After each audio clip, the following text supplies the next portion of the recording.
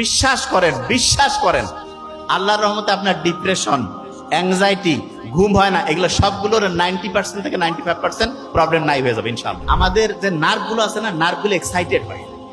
তো এই নার্ভগুলোকে শান্ত করার জন্য আল্লাহ একটা নার্ভের কন্ট্রোল আমাদের হাতে দিয়েছেন, এবং সেই নার্ভটা হচ্ছে ফ্রেনিক নার্ভ। কি নাম বলেন? ফ্রেনিক। এই নার্ভটা যখন শান্ত হয় তখন সে তার পাশের থাকে, সে তার পাশের থাকে, সে তার পাশের থাকে, এরকম করে লক্ষ লক্ষ কোটি কোটি নার্ভ শান্ত হয়ে যায়। আচ্ছা, আপনাদের হঠাৎ করে রাতে বুক ধরপড় করে, ঘুম আসে না, খাবার রুচি কমে যায়, টেনশন লাগে, মেজাজটা গরম হয়, এইরকম কখনো কারো হয় কিনা? একটু হাত উঁচু করেন তো। ও ভেরি নাইস। এবং যাদের হয়েছে তারা প্রত্যেকে মানুষ, যারা হয়নি মহা মানুষ। সবারই হওয়ার কথা, হয় না? এতগুলো প্রবলেমের একটা হবে না, হওয়ারই কথা। এই সবগুলো সমস্যা কোনো সাইকিয়াট্রিস্ট লাগবে না, কিচ্ছু লাগবে না, জাস্ট দুইটা বুদ্ধি শিখাই দেবো, জাস্ট টু। যখন এরকম হবে কারো কোনো দরকার নাই, আল্লাহ দিয়াই দিছে এই বুদ্ধিটা। বুক ভরে তখন শ্বাস নিব, ধরে রাখবো, ছাড়বো। এখনই নেন, দুইবার, ভালো লাগবে।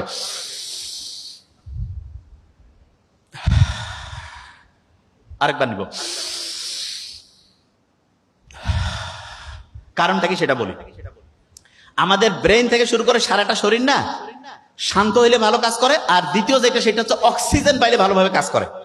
আপনি যখন বুক ভরে শ্বাস নিয়েছেন তখন ঠিকভাবে সবগুলো কোষ অক্সিজেন পাইছে, এবং এই কারণে আপনার দেহের প্রত্যেকটা অংশ খুশি হয়েছে।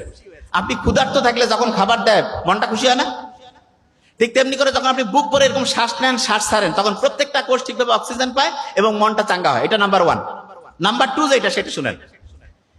আল্লাহর রহমতে ঢাকা ইউনিভার্সিটির এখানে তো প্রচুর সবুজ গাছপালা, ক্যাম্পাসটা অসাধারণ।